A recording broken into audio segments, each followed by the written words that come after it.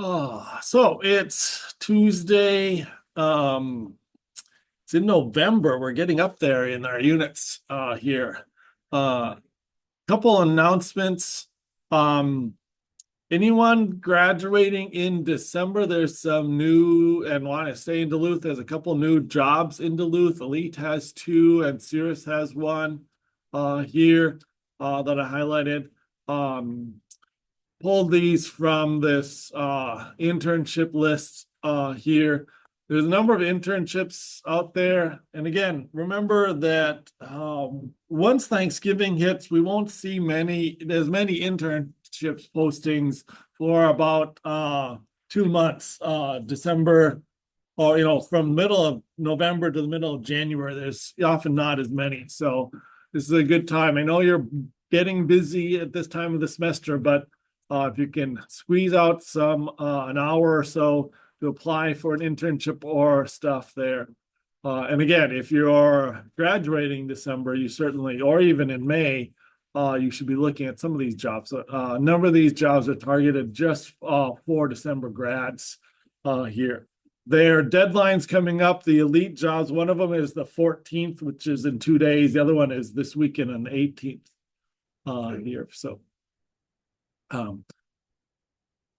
also, yeah, I posted a bunch of the new Excel Energy internships, Epic internships here that are out here. So consider some of those. Heba's starting a Girls Who Code college loop here. It's a student-run community. They're hoping to do some maybe a movie night, do some maybe technical interview prep, some stuff like that. So if you're interested in that, contact Heba. Her information is her emails in the posting there.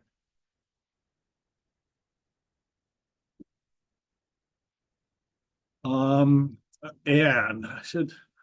Michael Lewis is also doing, and the Capstone group is doing an AI project. I'll maybe try to post that. I think Chris just sent an email out to all the computer majors about that. I think that's today at 5. Yeah, in the computer labs, I think. In the security lab. Yeah, okay, in this lab. Yeah, okay. Sounds good. So yeah, consider going to that and supporting that group. That's a very interesting AI project. So okay. Let's talk about Unit 11 here. So Unit 11, we're going to start a new chapter. We've been doing Chapter 7 for 3 weeks now. So we're finally moving on beyond Chapter 7 to Chapter 8 here. Now we'll be going through these chapters more quickly here.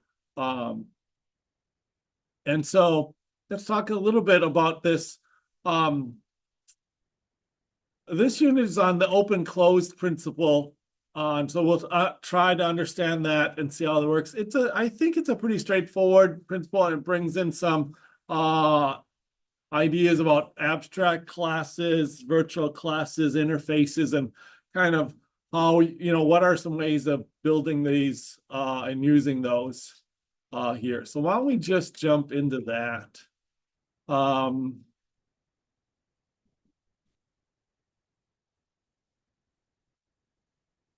Okay, so we're on the open-close principle.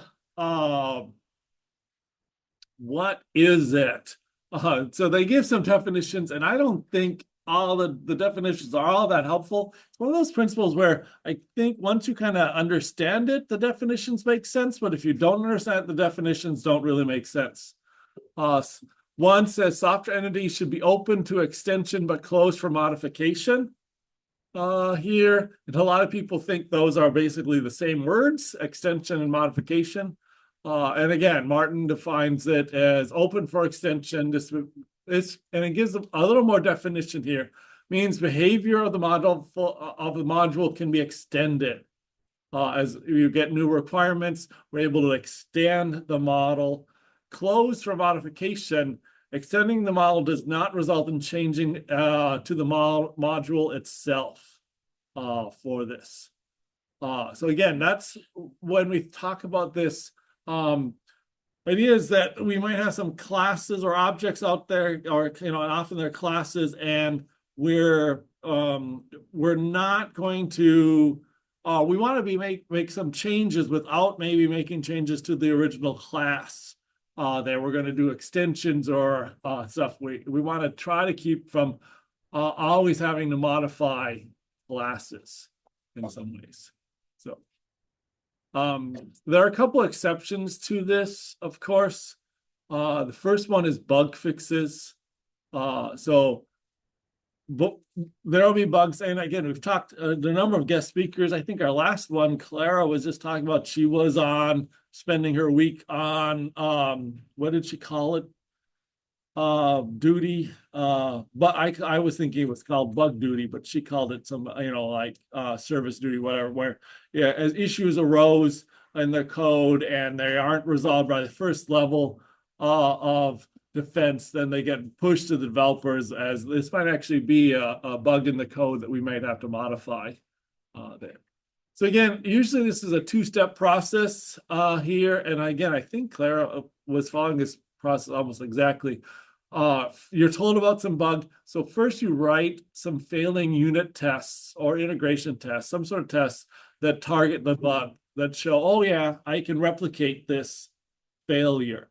And again, that's one of the keys of debugging, is if you can replicate it consistently, then you can generally solve it. So you want to write some unit test that fails and shows that that bug does exist. And then you're going to modify the source code until that unit test passes. And once that unit test passes, then you should be, you should feel confident that bug's been fixed for this. Here. So that's what we often do with bug updates on code here. So that's one reason why we would modify existing code here. One thing we want to be aware, or talk about, is just client awareness.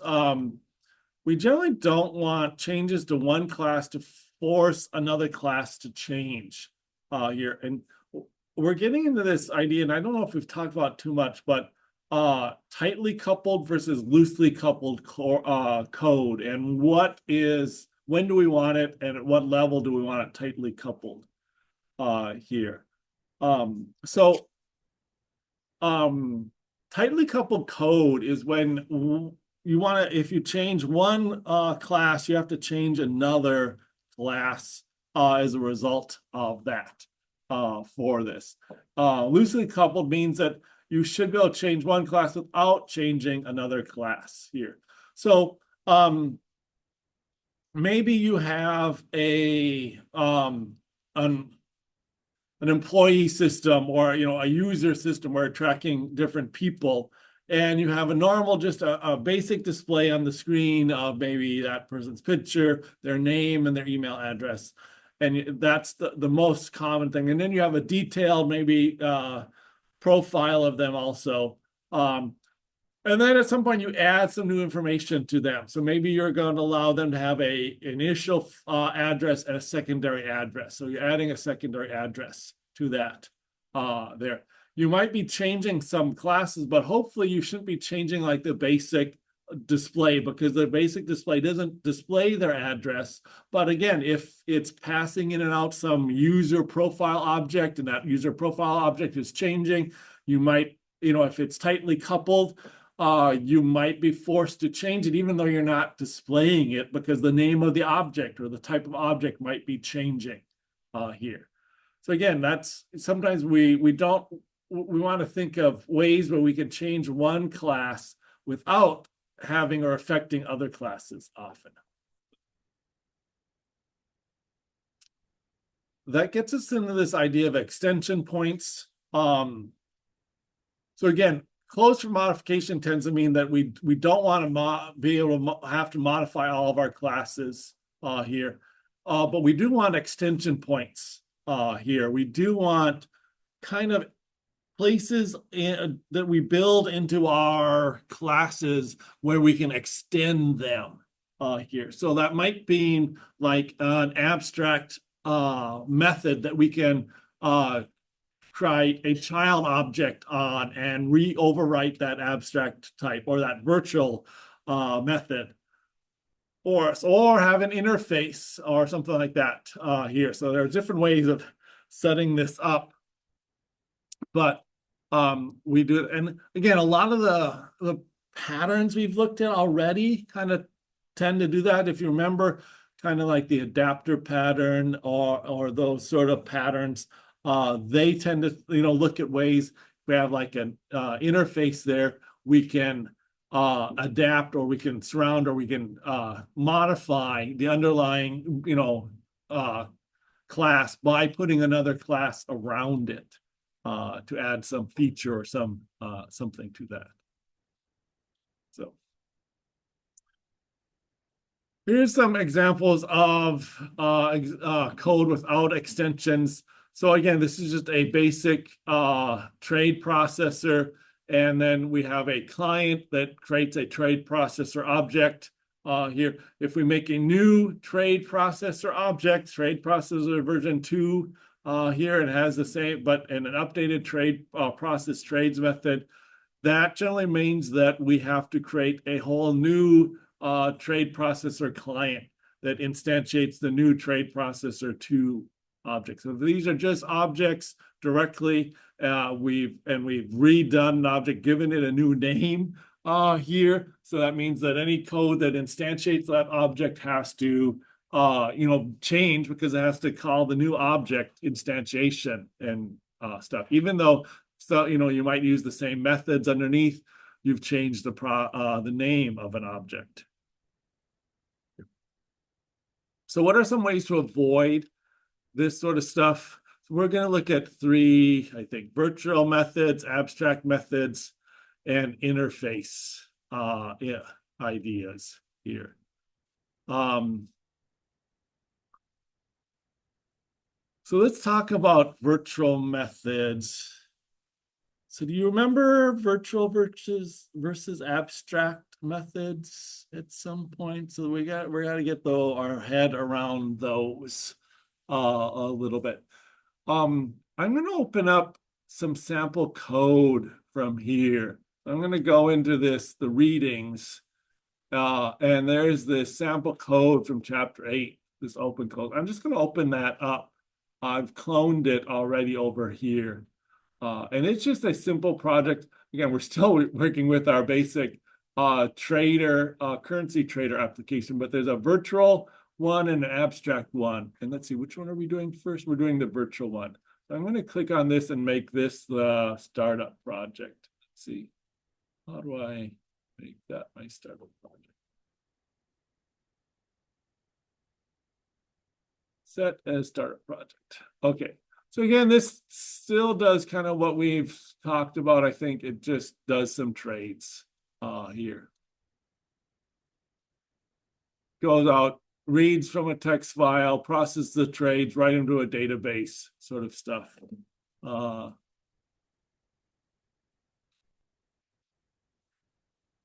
This is actually a simplified version of what we looked at last week here. So we have a trade processor here, and most things are in this one class. So last couple units, we expanded this to a bigger class, but this time we're kind of going back to a simpler version of it. So we have our trade processor class. If you remember, we have a read trade data method. We have a read URL trade data, parse trades calls this validate, and this map trades to create trade objects from the text file, and store trades, store things in a database. And right now we've removed all the database stuff here to kind of keep this simple here. So then we have process trades. This is the only public method here. We call read trade data and give it a stream. When we call process trades, we're given a stream. We pass that to read trade data. We then parse that, gives us a bunch of text lines. we passed that to parse trades, but returned a list of trades, and then we store those trades to the database. Okay, so that's again what we're working with here. Again, very simple. Again, not multiple classes, one big kind of class, but at least multiple methods in there. And again, you can imagine our trade process client creating a trade processor and calling this stuff. So we, in our main program here, we're creating a new trade processor. Oops, here, let me switch this around.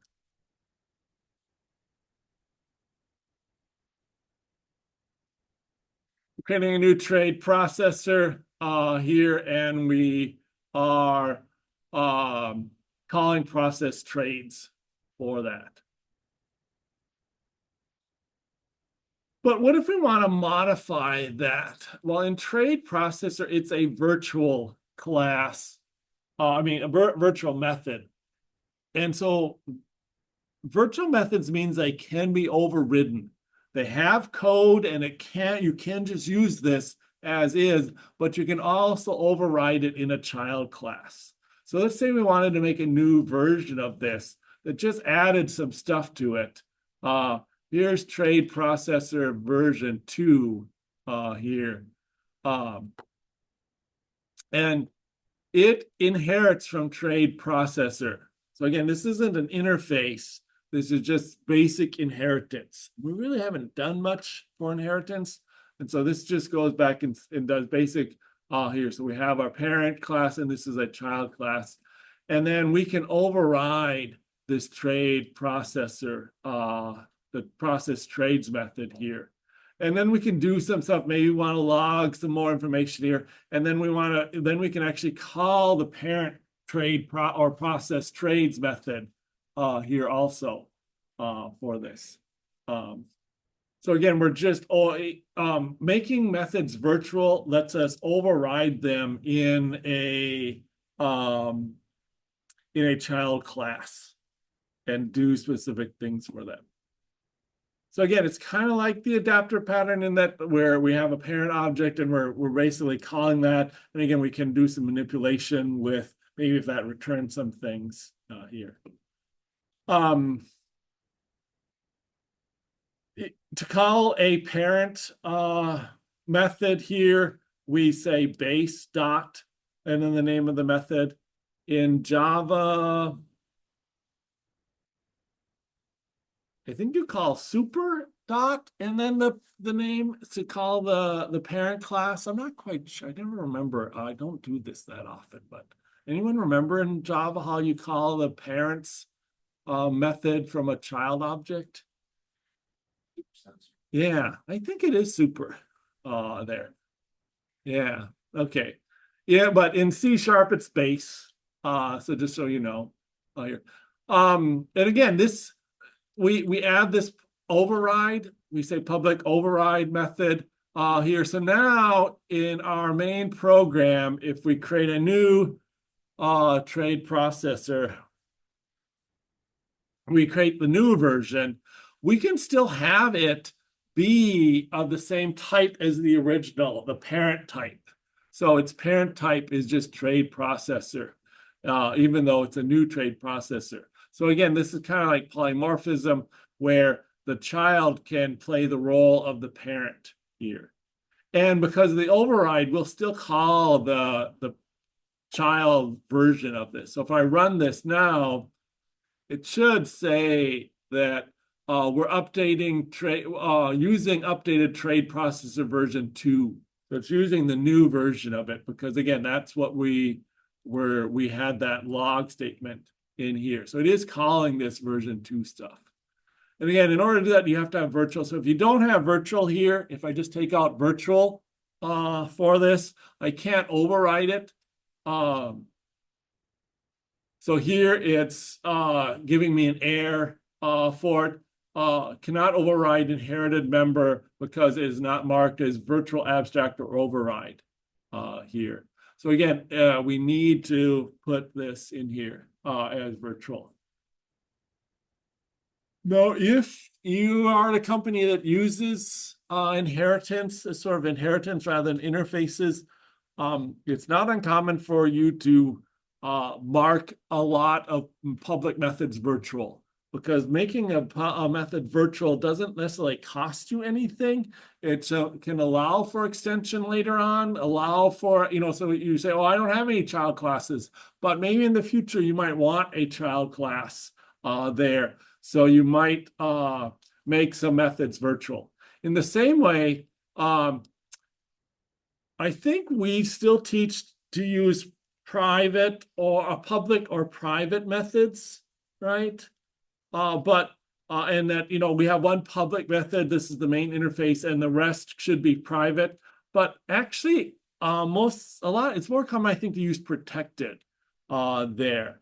And protected means that it's only can be used by methods in that class or the child classes. And again, you might think, well, what if I don't have any child classes? Well, in the future, you might have child classes.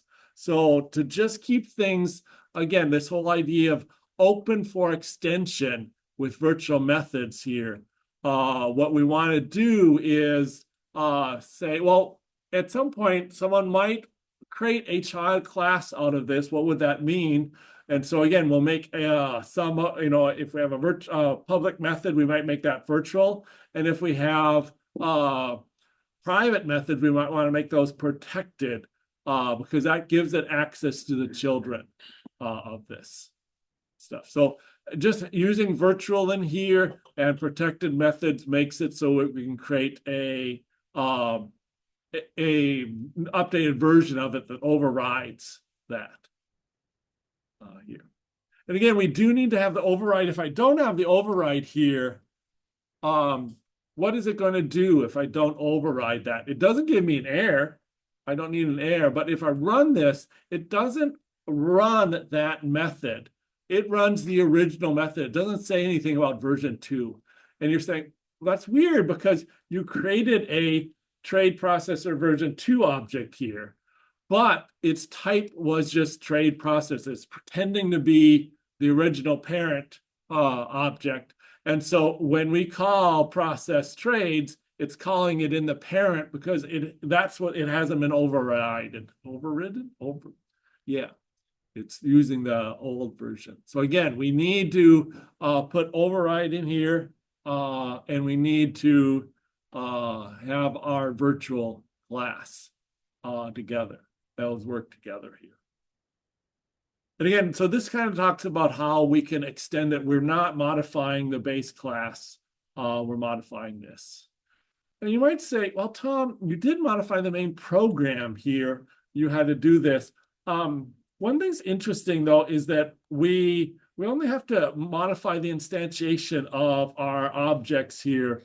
We don't have to modify anything where we're actually using those. So once we create this trade processor version 2, it can play the role of a trade processor just fine here. And what we'll see later on when we get, let's see, to dependency injection, dependency inversion, and also dependency injection down here, we'll look at ways that software will automatically instantiate the objects we need like this. So this whole instantiating objects and then passing them around and stuff is often handled by a whole separate process there. So the fact that once we instantiate the object, all the rest of the code is the same is actually good for us. Okay, so that's virtual. What do you remember about abstract methods? So abstract methods, and let's you define an empty method in your class, and the children, you have to have children, and they have to implement that method, right? That's what abstract methods are. They're empty methods, and they're an abstract class, and then you can never instantiate an abstract class. You can instantiate a virtual class, because the code's there. But an abstract class, you can never instantiate. So you always have to have at least one child of that.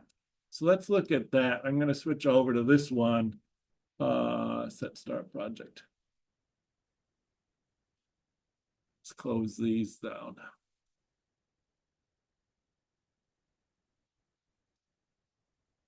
So now we have our trade processor here.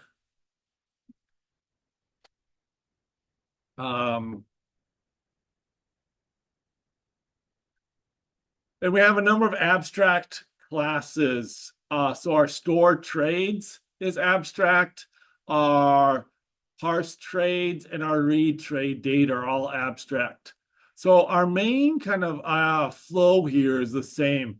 We call read trade data here. We call parse trades and we call store trades. But those methods are all abstract here. And so again, they're just empty methods. When we declare an abstract method, we just declare them, and right away there's just a semicolon. There's no code there here.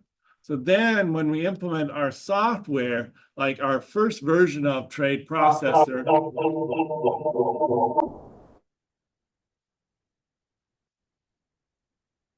okay, our first trade processor version here, again, its parent is the trade processor. And so it then has to override all the abstract methods. It defines its own read trade data, its own parse trades, and its own, what is the last one? Store trades. Oh no, I'm not seeing the store trades here. Oh, here, yeah, store trades. Right. There. So it uses the parent process trades, but the parent process trades call all the abstract methods in this class. So this is what it's trying to show here is that, so we have our client, this will be our main program or something like that. We have this abstract type and we've created this trade processor, which overrides some of the key methods here. And then we could create a new version of this that overrides the same or overrides the methods in different ways. So we can make another type of child, which does its own overriding in a different version here for this. So then in our main program, we can start with our original trade processor and we instantiate a trade processor version 1. And we can run that and it'll do that stuff, does version 1. But then we want to do some updates. So we make version 2 here and instantiate that instead. It can, either of these can play the role of a trade processor because that's the parents of both of them. So, and we're calling process trades here. So again, we can, all this code, and again, there's not much in this example, but there could be more. All the code after the instantiation is the same for this because both of them can play the role of the parent class. But now we're running version 2 of this software. So again, this is just, I think this chapter is actually kind of easy here. I mean, I think you've heard of virtual objects before. I think you've heard of virtual methods and abstract methods before. This is just, I mean, this is standard inheritance sort of stuff where we have a child class or, we have a child class that overrides an abstract or a virtual method or 2 child classes that override these abstract methods, and we can swap between one and the other. This is kind of like object-oriented programming, 101 sort of stuff here. But again, if we set these up well, so we're using abstract methods and key methods are abstract or key methods are virtual and then other methods are protected so we can access those, that allows us to modify or extend the base class here. So.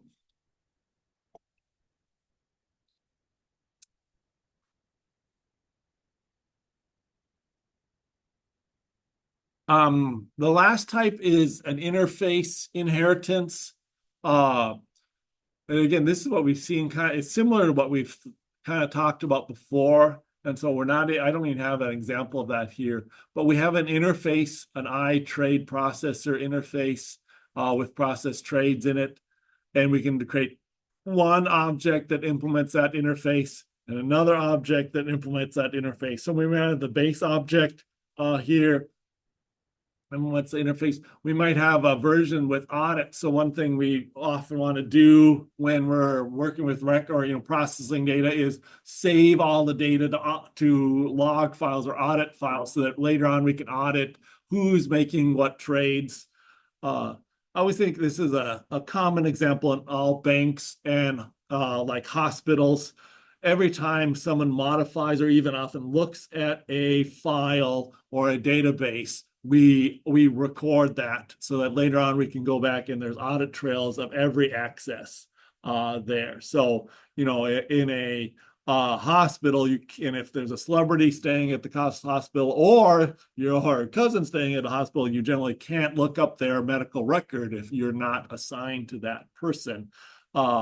Even if you want to, there's an audit trail, the software stores that. And so this is what this is kind of saying is that we have our trade process and then we're putting an audited version of this around there that's logging in a bunch of information to some audit files that we can look at later. And again, this is very similar to like what we've been seeing so far with our, and again, once we have this interface here, all of our patterns from the last chapter can apply here with this interface. We can modify the trade processor without actually changing it directly by adapting it and stuff like that.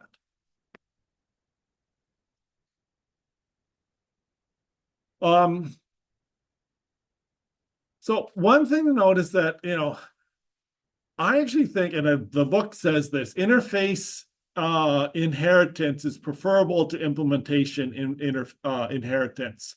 So there's these three ways of doing it. And I actually prefer, virtual methods with a child class, abstract methods with a child class, and then using interfaces. And I guess if you're doing this from scratch, I would say you'd obviously do it with an interface inheritance kind of idea here. And we build interface. Now, why do we even show you these methods? Well, there's a lot of software built in the last 20 years that use these virtual methods or abstract methods. This is the way we taught here. Interfaces have not been around that long. I've been around longer than interfaces. I have been around longer than abstract methods and virtual methods. I've been around longer than any of these methods. I know I'm old, but that also means lots of software out there use these other methods. So interfaces are not that old, and there's still a lot of software that uses abstract methods or virtual methods out there. So you should be aware, at why they might be set up that way and be able to modify those here. So that's here. Now, one interesting rule is that you should design for inheritance or prohibit it here. Generally, when you kind of are creating your whole system, you should figure out how you're going to do things and just do it consistently. That's basically what this is that like if you're using interfaces, you should just use interfaces every way. You shouldn't use interfaces and virtual methods here.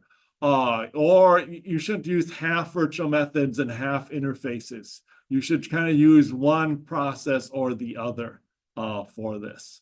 So again, you should either design for one of these methods and prohibit the other ones is generally what you want to do. And again, most modern software will probably be using interfaces and doing that. Now we just talk about how many interfaces and how do we set this up, how much variation do we expect in our software.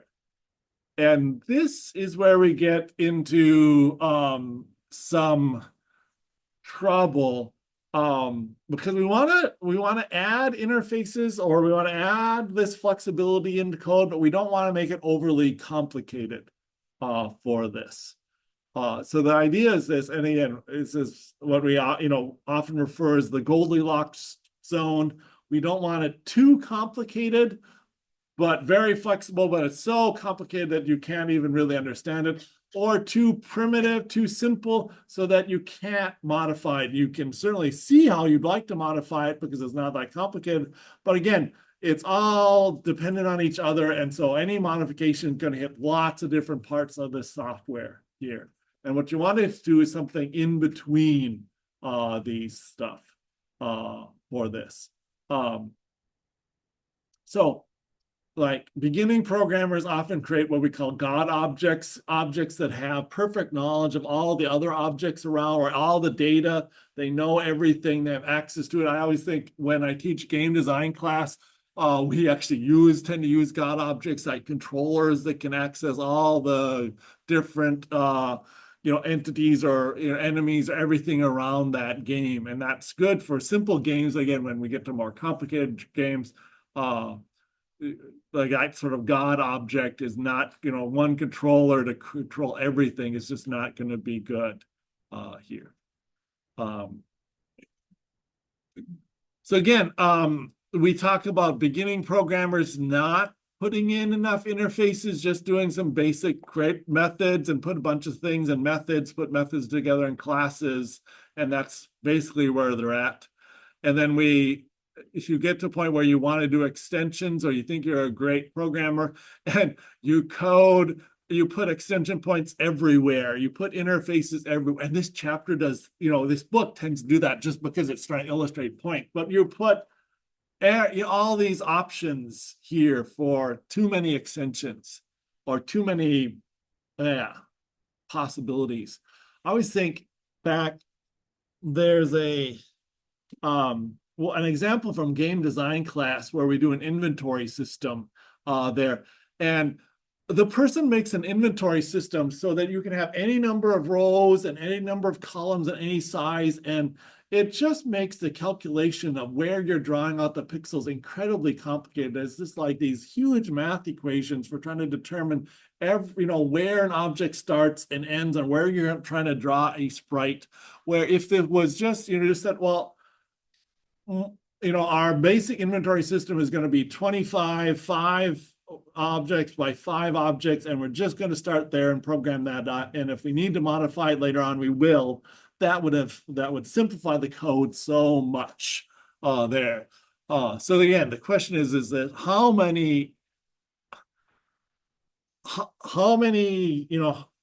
complicated do you want your code there? One thing to remember is that your code doesn't have to be perfect the first time here. Sometimes it's very useful just to put in a comment, a to-do or a technical debt comment saying, later on we'll add this feature, and it might be, or make this more flexible. So again, this talks about how flexible do you want here. One of the things we do want is we do try to do stable interfaces. Once we define an interface, we generally don't want those to change there, because changing interfaces forces, again, by definition, both the client and the server, both sides of the interface have to change if you change an interface generally. So we often want stable interfaces. Yep. So what would in place of editing an interface, what would a developer do? I mean, you can just code. You don't need an interface. Like here, let's see, where's I think it's in this one. Like our book defines we parse the trade data, and then we validated the trade data. They defined an interface between parse trade data and validate trade data. Those are two internal methods of this class. To me, interfaces should be on the external. So again, and here so validate trade data is just a method. It's not implementing an interface. So I would say you wouldn't necessarily have to do an interface between internal methods of your things. To me, interfaces should be on like public methods that other people would use. Again, you've got to decide, you got to ask yourself, what are the chances of this being changed in the future? And it's hard to predict that. And then if it is going to be changed, how useful is it to add an interface or add, some sort of an open close principle to this for that? And again, you'll get the feeling wherever you work, from other people who work there, how much they go towards flexibility versus how much they go towards, because every time you add an interface or a level of abstraction, something like that, it makes it more complicated. And making things more complicated makes it harder to maintain and update. But again, adding these things also makes it easier to update and maintain. So you're always kind of trying to play this. Are you getting some benefit by adding this interface in here?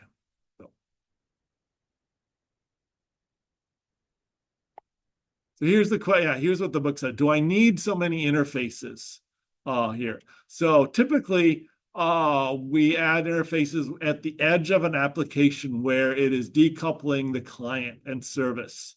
So again, these public methods where we have something working with it from outside. There are cases where interfaces, there are so many possible, adding all these interfaces unwarranted here. So they work through, I don't love their example, but they try to work through an example here. But again, they're just trying to say that certainly we don't want to put interfaces everywhere here. But the question is, where do we need them?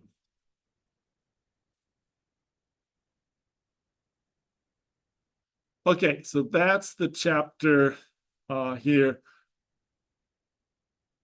Well, there's a couple articles I just want to point because the examples I don't think are the greatest here.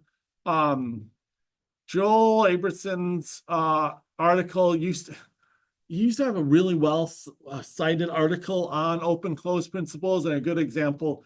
His whole website is gone. So I asked ChatGPT just to recreate his example here. But again, pretty simple example. It's straightforward. Again, we have a bonus calculator class. So maybe we're doing sales no, I guess it's on salary. So given your salary, what's your Christmas or holiday bonus going to be here?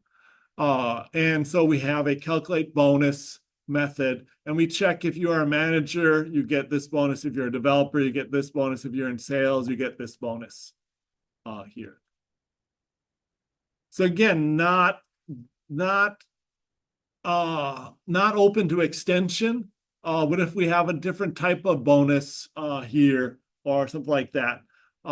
So we can talk about open close printf. So we'll put in maybe an interface, an I bonus calculator, and it will all it has to do is anything that implements it has to have a calculate bonus object. So now we can create a manager calculator, developer calculator, and a sales calculator, and they can all implement that interface. So they all can be created like that object. So basically, again, we're replacing this big if statement with 3 different classes that implement the calculation different ways there. So again, that gets back to our idea here. Now we can instantiate whichever one we want for this and call that. So you can create a manager bonus calculator or something like that. And again, often you might even have a factory pattern where you can specify the employee and it will create the right bonus calculator for you based on that here. So you might want to look through that some more. This is another example here that talks about the open closed principle and does a coffee brewing example of this here and sets that up. And so again, if you're just looking for another version, I think this is an okay version of this. this option. And again, this uses interfaces for a coffee machine. It has a basic coffee machine and a premium coffee machine that implement that interface.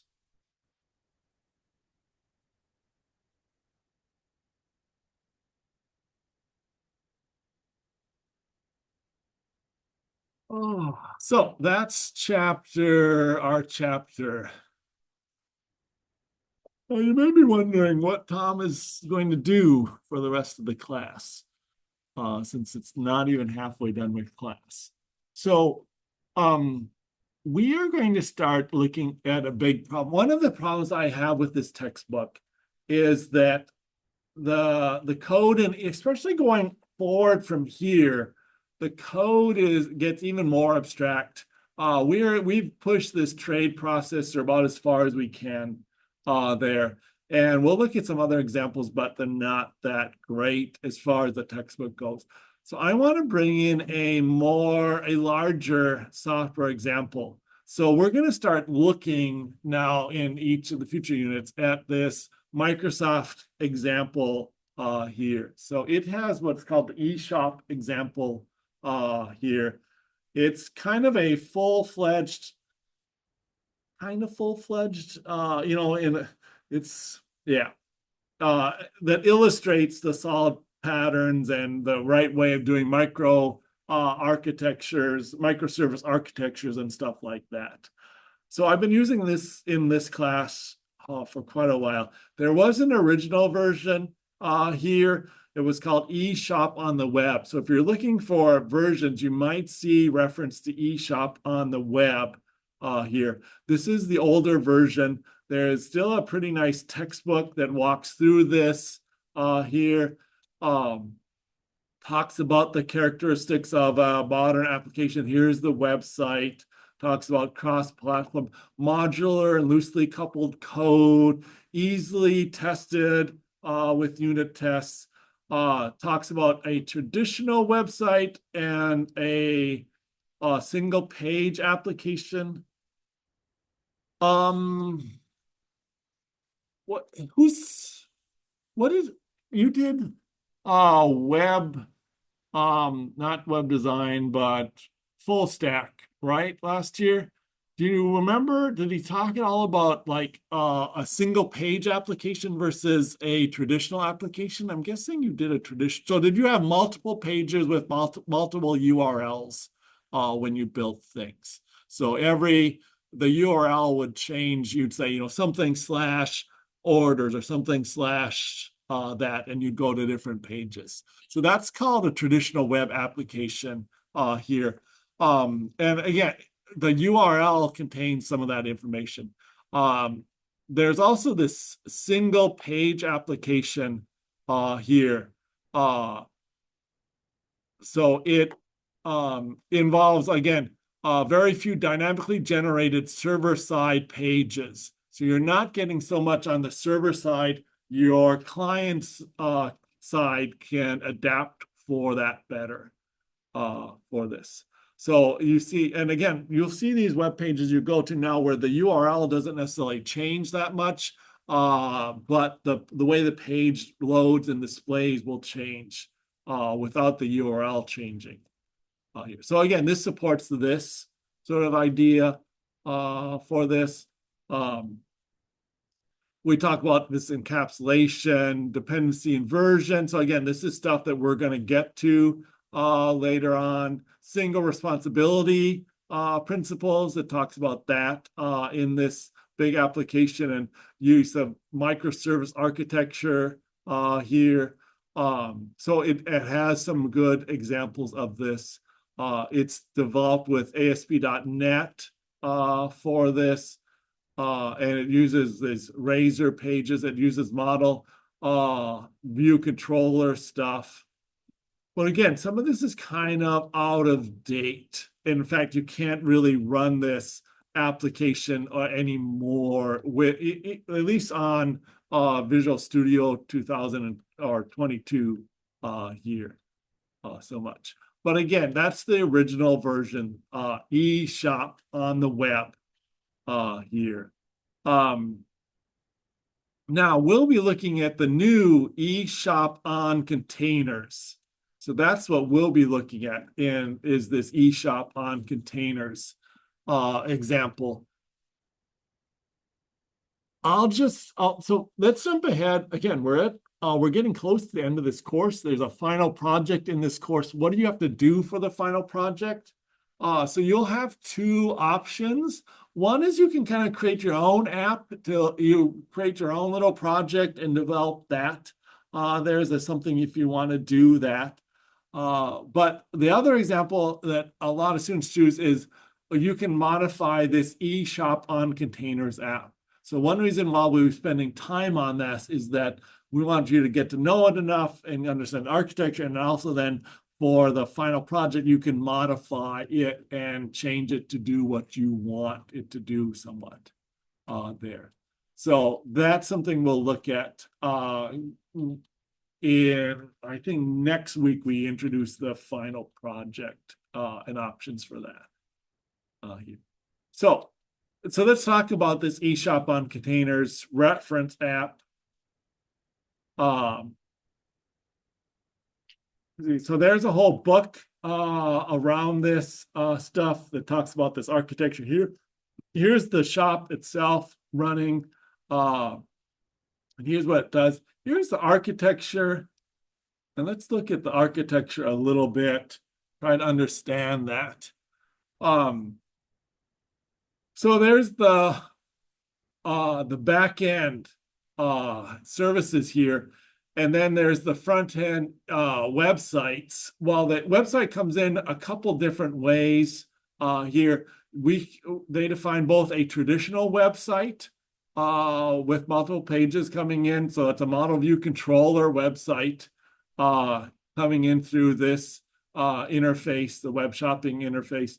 There's also a single page application here with Angular bringing in here. So that's using TypeScript and Angular. And again, they both tie into this same kind of interface here. Now, for mobile apps, we generally need an API interface. And so mobile apps can go through this mobile shopping interface or application. So there's a couple of ways we'll interface with this here. We have microservices. And again, not too many microservices. So we have, again, we're ordering stuff. So we need a catalog of products. So we have a list of products and a catalog of those, an SQL server for those. We're going to create orders and put items in an order. So that's another thing. I mean, we will put, we have to tie into this. We'll put products in our orders, but that's a tie into this here. And then we have a basket of things. So that's more of our, once we do an order, how to, I think, do the finances and pay for that order here for this. And then we have user logins, use that identity microservice. So people have to log in and get access to it. And then we have a couple generic stuff on logging and admin stuff here.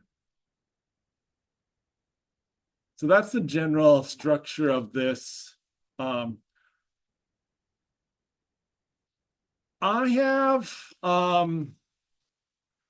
hidden the learning activities and the assignments for this week because I'm redoing them. Thursday, I'm going to have you do an activity to explore this eShop on containers. We'll have you work in groups and try to explore this some more.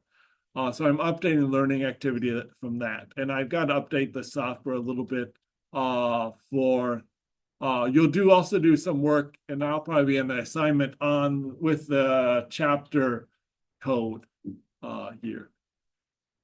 So I've updated the code for the chapter. I just haven't redone the details of the assignment. Let's go back to this eShop on examples. So you can actually run this, and I'll run it now, but and then on Thursdays, when you're assigned groups, we'll have you run this also.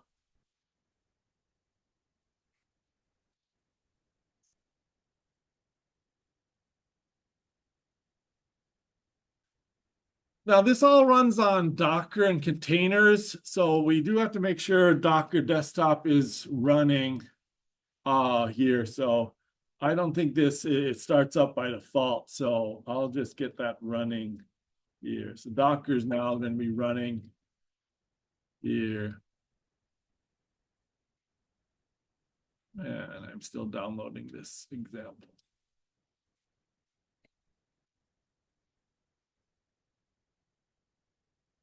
There's a whole wiki and some books devoted to this eShop on containers example. So I'm just going to jump to a couple areas in the wiki here. So again, we've got a couple different apps here. We have the model view controller, traditional web app, and we have the single page web app here. We also have some microservices that we can access through Swagger for this. So here's our look. We talk about authenticating here, and our single page application looks a little different and how that works. And then we have this RESTful API, and this is again Swagger, and we've seen this once before. I think we did a very basic microservice architecture where we had products and orders, and we created API or interfaces for those. So again, this has more complicated APIs for those. So, and again, this is for mobile apps. This is Microsoft's Universal. I don't know if that's still supported here. I've just not used it, but this is their generic way to support create apps for both iOS and Android phones for this. And again, once we start this up, we'll be able to access the different microservices. So there'll be a catalog microservice running on one port, an ordering microservice running on another port, a basket microservice, and an identity microservice here. We'll also run a number of SQL servers on different containers for this.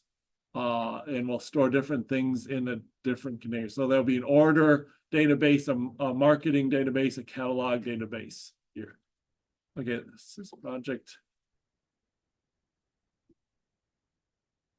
I don't know why this project takes so long to order. I downloaded it in my office just earlier this morning, and it zoom download. I don't know why it's sometimes really slow to download it. So we'll see.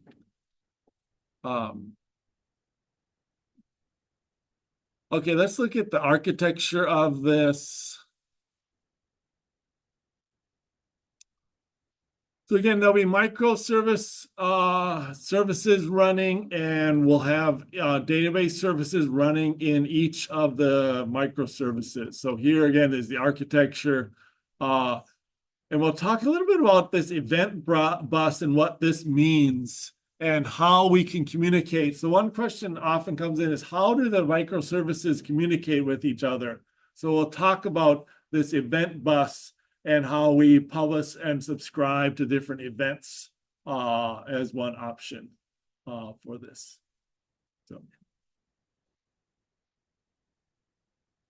And again, it talks about some of these patterns where each microservice has its own database set up for this.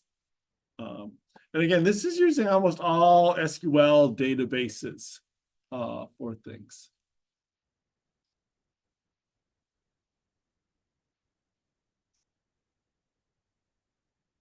I'm gonna play one code here from this video. This is actually on the older version of this software where they talk about this code, this eShop example.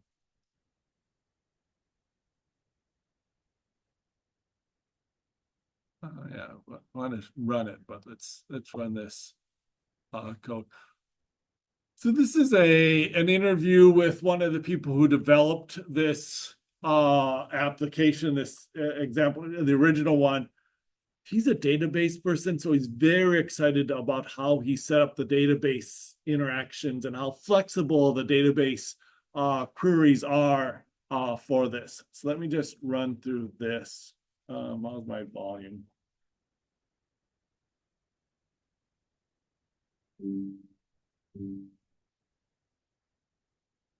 So I'm just gonna play 4 minutes of this. Classes should be open to extension, you can change how they work, you can change their behavior, but closed for modification, you don't have to actually edit the code.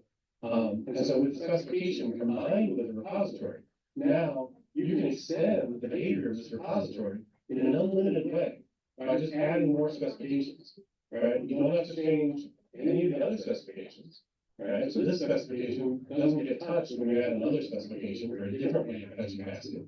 And this EF repository. So specifications are a special way in some of this sort of stuff where you can specify how you're going to query, write SQL queries to the database. So you're not hard coding that. It's kind of a way of running kind of generic queries to the database and setting that up. So he's talking about how, and we won't really cover those much, but he's just talking about this whole open close principles and how specifications allow you to access the database. Doesn't get touched. Right? This thing should very rarely change because it takes in these specifications on these methods to get the first item or get a list of items. Up here there's a list and account also the same way. You don't have to ever add another method on here that says get it with this, get it with that. All right. John Hanks says you can see the chat, but you can't see the video. I just see a black box that says now live. Okay, I'm gonna.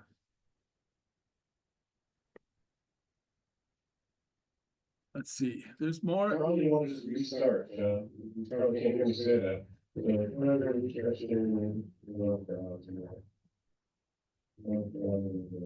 He types very loudly. All right.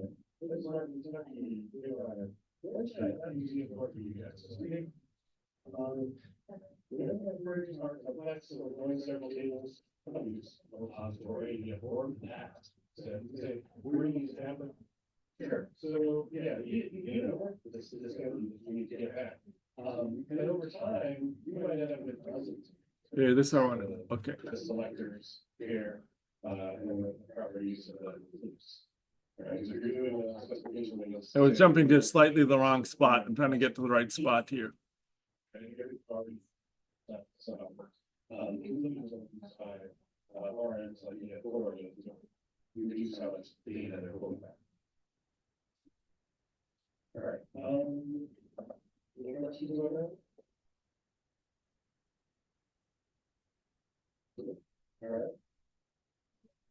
That's pretty much all the different pieces in application core, and that's the main business logic of the application, right? So all the different entities are here, we saw the aggregate pattern, all the communities are here, we saw the repository pattern, specification pattern.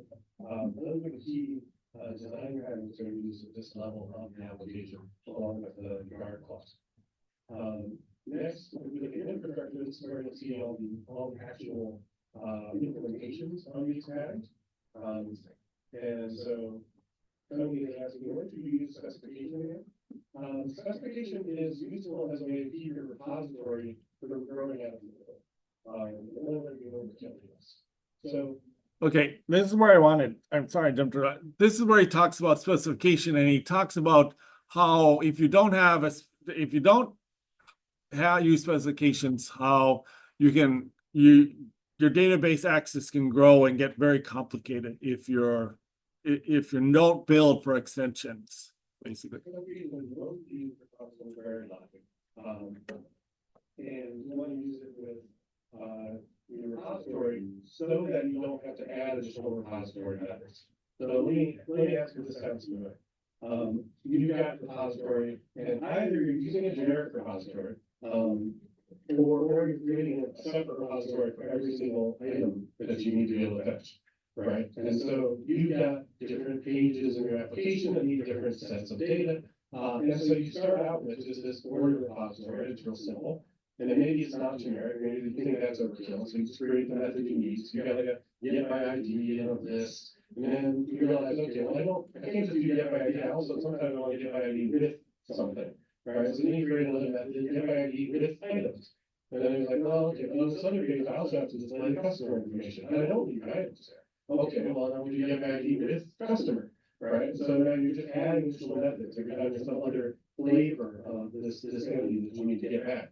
And over time, you might end up with dozens of these, right? I've seen the repositories for common things like user, customer, where there's literally dozens of different get methods or fetch methods on the repository, where it's like, get it with this, get it with that, get it for this state, get it for that region, get it for this date range, get it for that date range, combine those things. Specification eliminates all of that. You don't need to have any things on your repository that say, get with this, get by that, include this, include that. All that goes away, we just have one thing that says, get with specification, or list with specification, right? And any type of query logic, selection logic, filtering logic, include logic, ordering logic, paging logic, any of that stuff is in the specification. It doesn't need to go in your repository. So what does it do? It means your repository now follows the open close principle. The open close principle is part of the solid principles that says classes should be open to extension, we can change how they work, we can change the behavior, but closed for modification. You don't have to actually edit the code. And so with the specification combined with the repository, now you can extend the behavior of this repository in an unlimited way by just adding more specifications. Right? You don't have to change any of the other specifications. Right, so this specification doesn't get touched when you add another specification or a different way of fetching capacity. And this EF repository doesn't get touched. Right, this thing should very rarely change because it takes in these specifications on these methods to get the first item or to get a list of items. Up here, there's a list and a count also the same way. You don't have to ever add another method on here that says, get it with this, get it with that. All right. Okay. Okay, now I'm gonna just jump into this code. I think I've got this code open now.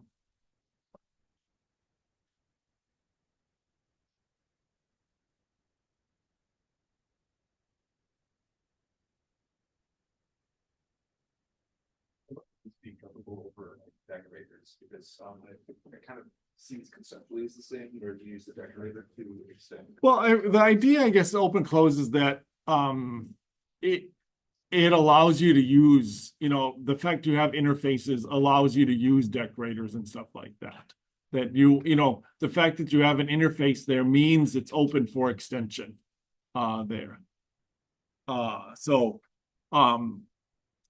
Because you could easily define code that doesn't have interfaces in it, and then it wouldn't be open to extension. Okay, so decorator is just one way what we can extend software.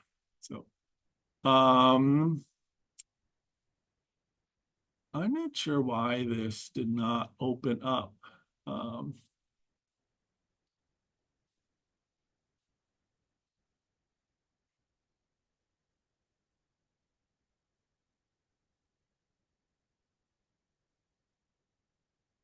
Try this again. I don't know what's going on here, why this isn't.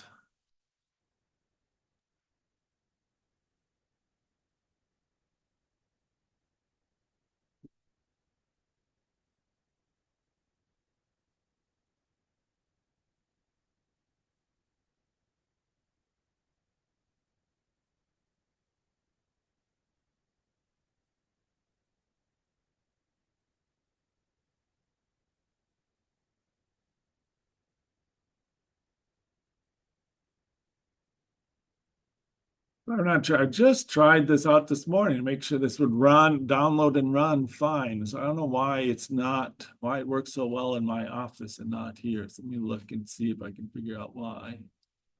What's going on here?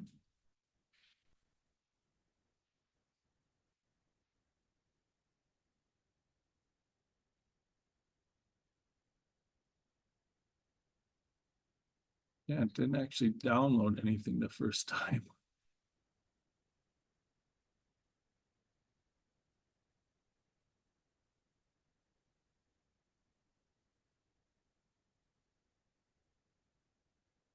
Okay, so rather than bring in Visual Studio, I'm just gonna do it on GitHub, I think, here.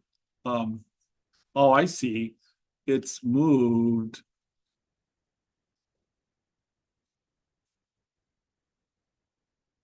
I think I did. Did I do the eShop? Yeah, I did. No,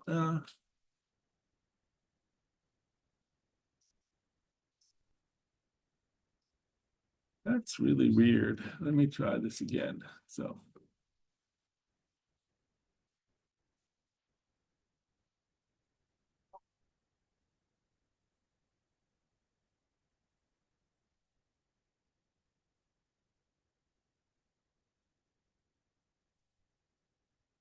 Okay, well, let me walk through the code here as best I can for this. So when you bring up the code, there's going to be a source folder and a test folder. Most stuff, of course, the code is going to be in the source folder, and there's going to be a lot of different sub-projects within this stuff. So there's going to be folders for the web app and the web app components, the web hooks sort of stuff, and this eShop host app areas. All this stuff is kind of web related things. As far as the main part goes, there's going to be the catalog and ordering information here. There's going to there's going to be information for that stuff. So there'll be code for setting up and using the catalog. That'll be its own kind of microservice. The basket is going to have its own microservice here, and the ordering. Here there'll be an ordering process here and the ordering domain for this. And we'll have some data models in here. So again, we'll have the order. So we'll have you look and try to figure out a little bit on Thursday how these orders work.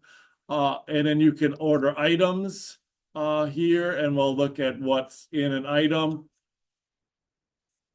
We'll also look at the product and what's on a product and how we map or order items to what's in the catalog for this. So again, there'll be this ordering domain here, and then there'll be the ordering infrastructure for this. And we'll try to get a better idea of what's in these different areas. So again, this tends to be a pretty complicated project, so it'll take us a while to go through this and try to figure out what's in these areas. Like I say, I wish I could have brought this up. So I think I'm just going to wait since this is not coming up. And again, so Thursday, we'll spend an hour diving into this project, having you in groups. And I'll have a set of questions for you to explore and learn more about this eShop on Containers app. So we'll do that on Thursday. And then at 11 o'clock Thursday, we'll have a guest speaker. Wilson, I think, is coming to talk to us from DigiKey. So that'll be our plan. So I'm just going to let you go at this point because this is just not opening up in Visual Studio, it looks like. So we'll do that on Thursday. Okay. Let's stop this. Also, sorry about the feedback.